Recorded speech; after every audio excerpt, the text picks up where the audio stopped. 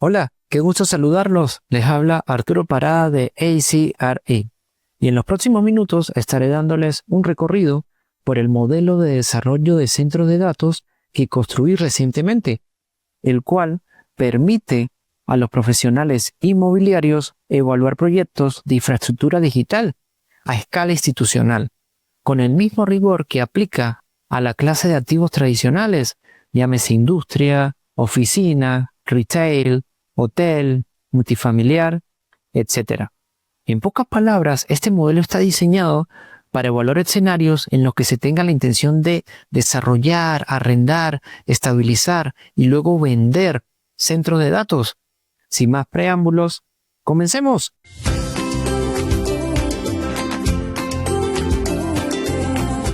Y como en todos nuestros modelos, la primera hoja es la hoja de versión, en donde se describe el modelo, se comparten enlaces importantes y donde se registran los cambios que va a experimentar el modelo a lo largo del tiempo. Ahora sí voy a pasar a la hoja de suscripción, que es la hoja donde vas a ingresar las entradas principales del modelo. Es decir, aquellas entradas que te van a permitir adaptar el modelo a tu escenario de desarrollo. Y comienzo hablando del diseño de la hoja. Esta hoja está dividida en 6 secciones que están construidas de arriba abajo, como puedes apreciar. Ok, hablemos del color de las fuentes del modelo. Si te das cuenta, en la parte izquierda está localizada la mayor cantidad de fuente de color azul, sinónimo de las entradas que vas a ingresar al modelo para darle forma a tu escenario de desarrollo. Y las fuentes de color negro representan las salidas, las cuales no deberías actualizar. Esta distinción forma parte de las buenas prácticas de modelado financiero inmobiliario. Perfecto, la primera sección constituye un resumen de alto nivel, en el cual se presenta una descripción general del proyecto, el nombre, la dirección, la certificación, la compañía que está a cargo del desarrollo del centro de datos, la capacidad de potencia, carga TI o potencia alquilable, la potencia total de la instalación, cuándo inicia el análisis, cuánto dura la construcción, cuál es el mes de inicio de las operaciones, cuándo se estabiliza el proyecto y finalmente la fecha de venta o disposición. Aquí en la mitad te vas a conseguir una serie de botones de navegación debido a que el modelo es bastante robusto o la hoja es bastante robusta. He incluido una serie de botones que te permiten navegar rápidamente a una sección determinada del modelo. Por ejemplo, si quieres navegar hacia la sección de flujo de efectivo operativo, simplemente haces clic aquí y avanzarás rápidamente a dicha sección. Aquí, a la derecha, vas a encontrar las métricas clave a nivel de la propiedad. Como puedes apreciar, el múltiplo del capital, la tasa interna de retorno y la ganancia neta, sin apalancamiento y con apalancamiento. Y aquí algunas métricas de retorno del desarrollo, rendimiento sobre el costo, la tasa de capitalización del mercado y la magnitud del desarrollo, o development speed. En 3 momentos clave al día de hoy, es decir, sin tendencia, sin proyección del mercado, con tendencia, es decir, con proyección del mercado en la estabilización y en el momento de la venta. Aquí a la derecha coloqué unas notas clave que te van a ayudar a navegar en la funcionalidad del modelo. En primer lugar, la carga TI o carga crítica es la potencia alquilable, es el principal motor de los ingresos, por supuesto medido en kilowatts. Es lo que los desarrolladores entregan, lo que los inquilinos arriendan y lo que los inversores monetizan. Aquí coloqué la potencia total de la instalación y es la cantidad total de capacidad eléctrica necesaria para hacer funcionar todo el centro de datos, es decir, incluye la carga de TI más la infraestructura de apoyo. Luego está el término de sala blanca, que es el área donde se van a generar los ingresos, donde están los servidores, sistema de almacenamiento, equipos de red, etc. Luego la sala gris, que es la infraestructura de apoyo. Luego el PUE, que es un factor de eficacia del uso de la energía y es la potencia total de la instalación dividida entre la carga TI o carga crítica. Y luego está la redundancia, que básicamente son sistemas de respaldo, de soporte, que actúan cuando se presentan fallas en los sistemas primarios. Ok, a continuación puedes observar la sección de descripción de la inversión, donde puedes ingresar, por ejemplo, el nombre, la dirección, qué tipo de certificación va a tener el centro de datos, el tipo de diseño, la compañía que está a cargo del desarrollo, los sistemas de respaldo y cuándo comienza el análisis. Por aquí pudieses elegir qué tipo de unidad vas a trabajar. Para la superficie, para los espacios, puede ser pies cuadrados o metros cuadrados. Aquí vas a observar ciertas salidas importantes como el área rentable neta, el espacio gris o sala gris, la capacidad de potencia o carga crítica, es, como te comenté anteriormente, es el producto, la potencia alquilable. Aquí vas a ingresar el PUE, en este caso yo ingresé 1.5, que significa, por ejemplo, que por cada 1 megawatts de carga TI, el centro de datos consume 1.5 megawatts de la red. Por aquí puedo observar la potencia total de la instalación, por supuesto es mayor que la potencia crítica. Aquí la fecha de disposición o venta y finalmente cuánto va a durar la construcción. La siguiente sección es la de flujos de efectivo de inversión, que va a estar dividida en dos partes: fuentes y usos del capital. Los usos del capital están representados por los costos, costos del terreno, costos directos, costos blandos, y la sección de fuentes representa la cantidad de efectivo necesaria para cubrir esos costos.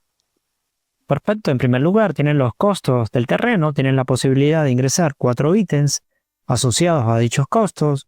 Aquí vas a ingresar cuando inicia, cuando finaliza dicho costo, el método de pronóstico que vas a utilizar. Puedes utilizar línea recta, curva S o el método de detalle. Luego, aquí deberás ingresar el monto asociado a dicho costo.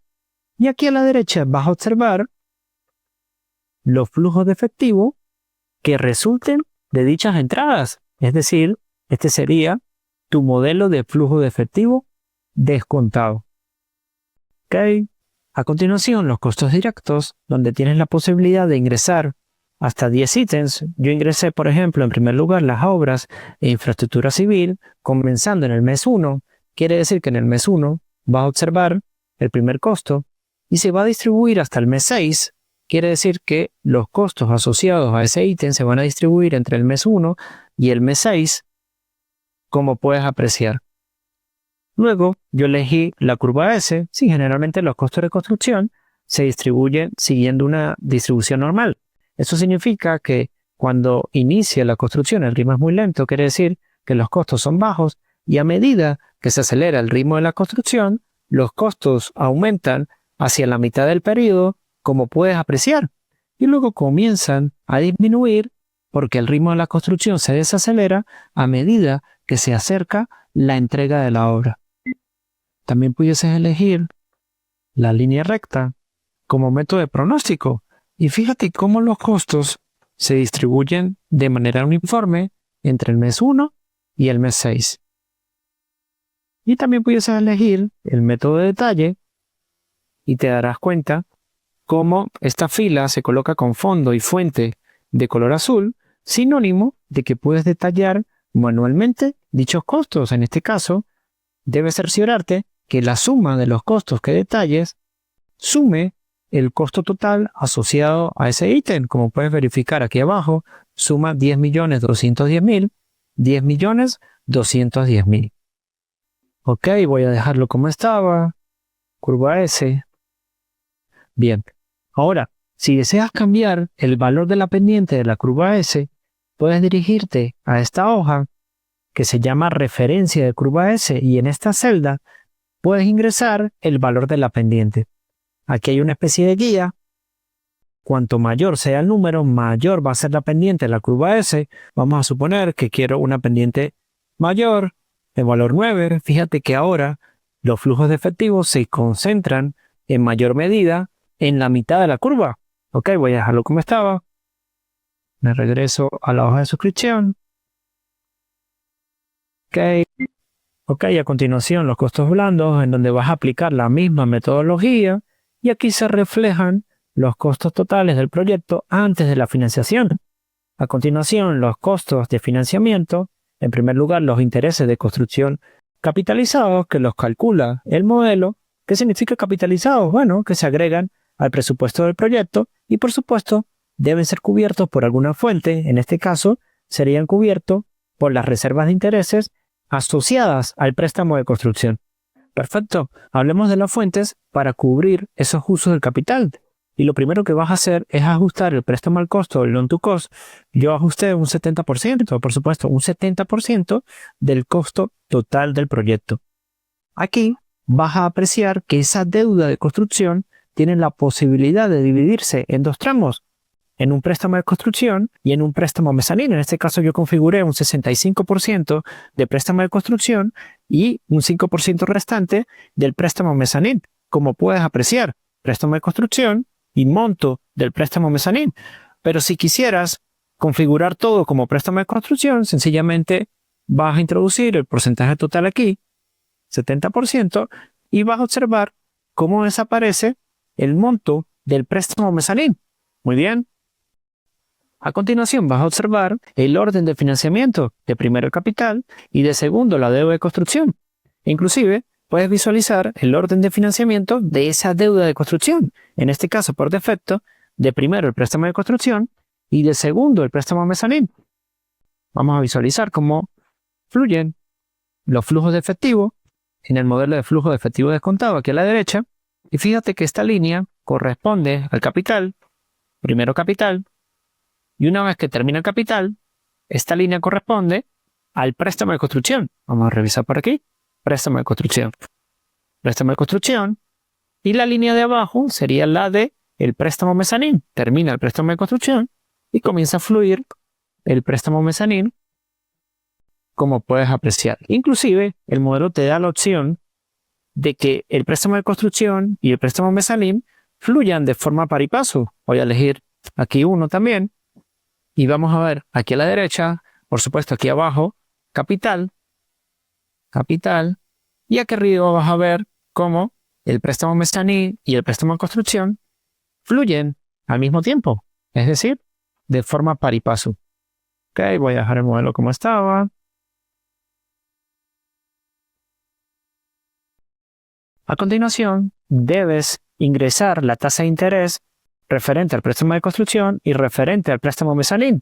En este caso, es una tasa de interés fija y en una futura actualización voy a dar la posibilidad de ingresar una tasa de interés variable. Aquí arriba, el modelo captura el máximo de la tasa de interés combinada del préstamo de construcción y el préstamo mezzanino. Aquí a la derecha puedes ver el porcentaje de las fuentes, es decir, en este caso el capital representa el 70% porque la deuda representa el 70% del costo total del proyecto. Ahora me gustaría hablar de las referencias circulares asociadas a la deuda de construcción. ¿Qué sucede si, por ejemplo, ajusto el préstamo al costo del proyecto a un 65%? Vas a observar en primer lugar que el préstamo al costo no es igual al porcentaje de dicha fuente, es decir, de la deuda de construcción del proyecto. Eso significa que se ha generado una referencia circular. Recuerda que cuando cambias el presupuesto, cuando cambias los supuestos de deuda, cuando cambias la fuente de financiamiento, se generan referencias circulares asociadas a la deuda de construcción. Pues bien, este modelo resuelve esa referencia circular rápidamente con solo hacer clic a este botón amarillo. Fíjate que ahora el porcentaje del préstamo al costo o loan to cost es igual al porcentaje de la fuente, en este caso, de la deuda de construcción. Ok, voy a dejarlo como estaba. Si coloco nuevamente 70%, se va a generar nuevamente el botón amarillo aquí en la parte superior. Y resolvemos la referencia circular asociada a la deuda de construcción.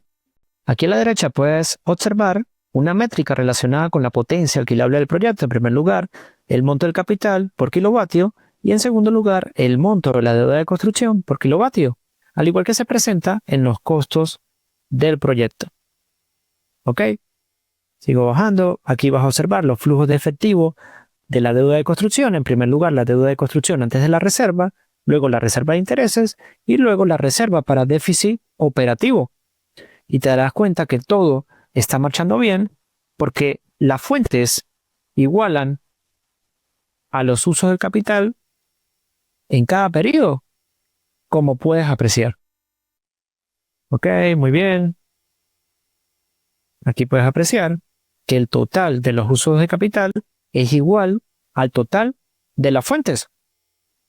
Exacto. A continuación te vas a encontrar con el módulo de refinanciamiento. Y bueno, hasta aquí el modelo ha sido construido para salir de la inversión, para vender justo después de la estabilización. Pero ¿qué pasa si en vez de vender justo después de la estabilización, optamos por refinanciar? Bueno, de eso se trata este módulo, que por defecto está inactivo y que puedes activar haciendo clic en este botón y vas a notar que inmediatamente se despliegan una serie de filas en las siguientes secciones. Por ejemplo, aquí, en la sección de flujo de efectivo operativo, se despliega una referente al servicio de la deuda permanente asociada al refinanciamiento y una línea para calcular los flujos de efectivo después del financiamiento. Luego aquí, en los flujos de efectivo de reversión, vas a notar que aquí se paga o se liquida el préstamo permanente. Bueno, precisamente porque el préstamo de construcción se paga con el refinanciamiento. Y aquí en la sección de retornos vas a notar una línea de financiamiento del préstamo permanente, una del servicio de deuda del préstamo permanente y una de liquidación del préstamo permanente. Y todos estos flujos de efectivo me van a permitir calcular el flujo de efectivo apalancado. Ok, me regreso al módulo del refinanciamiento y en primer lugar te vas a encontrar con el mes de refinanciamiento y por defecto el modelo captura el primer mes de estabilización. Eso significa que en ese mes vas a pagar el préstamo de construcción y vas a refinanciar la deuda. Sin embargo, lo dejé en color azul, dándote la posibilidad de cambiar dicho mes, por supuesto, después de la estabilización.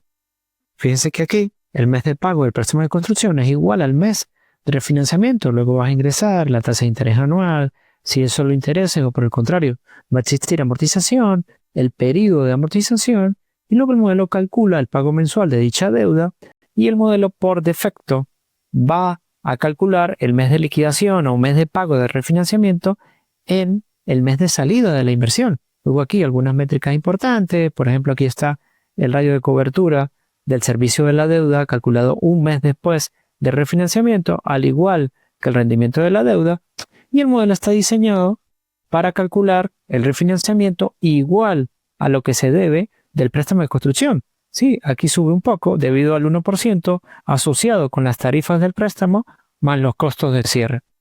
Finalmente, el monto del pago del préstamo permanente. Fíjense que si hubiese elegido aquí solo intereses, es decir, que no exista amortización, el mes o el monto de pago del préstamo permanente al final, a la salida, va a ser igual a los ingresos de refinanciamiento. Y aquí a la derecha puedes observar cómo los flujos de efectivo de refinanciamiento se van a dar en el mes 46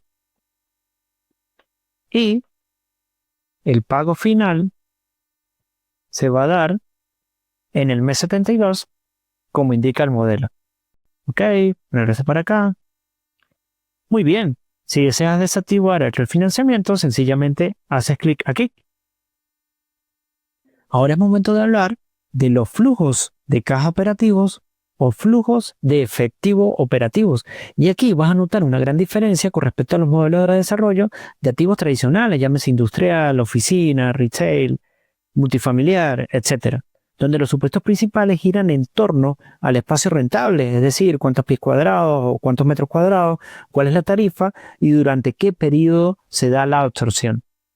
En este modelo de desarrollo, el producto que se monetiza no es el espacio, sino más bien la energía, específicamente la carga TI, de la cual te he estado hablando, que significa tecnología de la información, y por supuesto está medida en kilowatts o megawatts.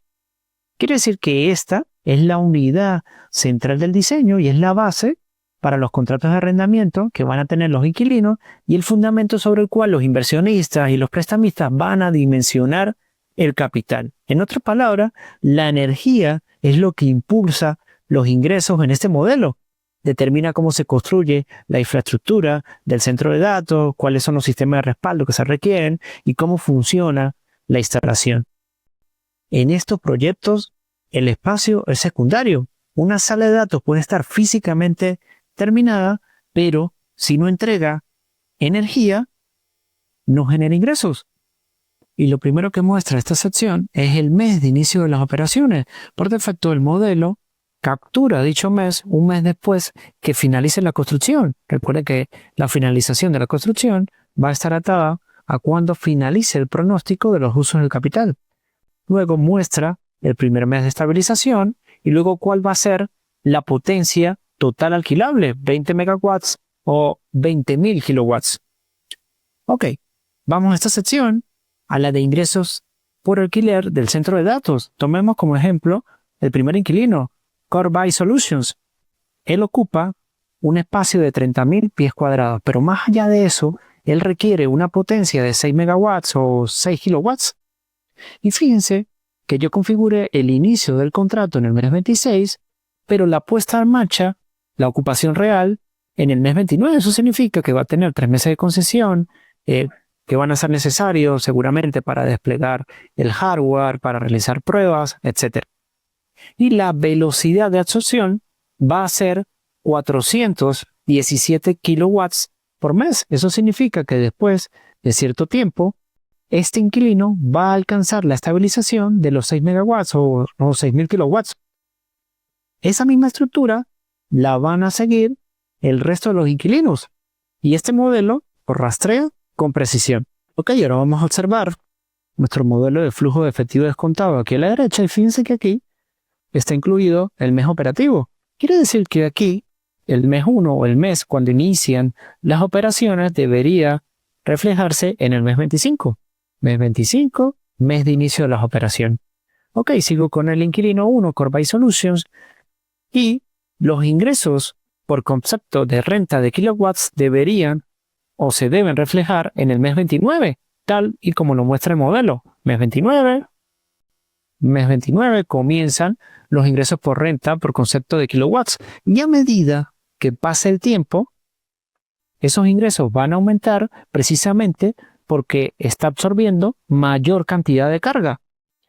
Este valor finalmente va a estar influenciado también por el valor de la renta por kilovatio por mes y por el porcentaje de crecimiento de la renta anual.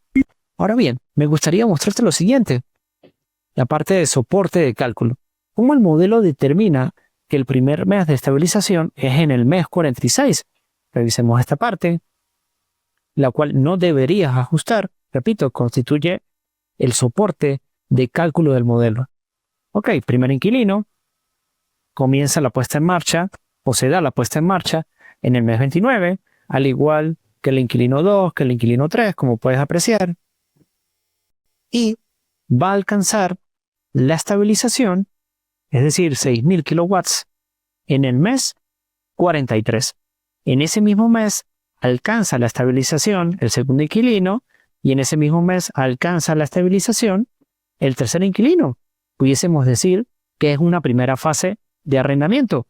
Luego, el resto de los inquilinos terminan de alcanzar la estabilización en el mes 46. Ellos requieren 2.500 kilowatts. El primer inquilino, el segundo 2.000 y el tercero 2.500. 2.500, 2.500, 2.000 y 2.500. Muy bien.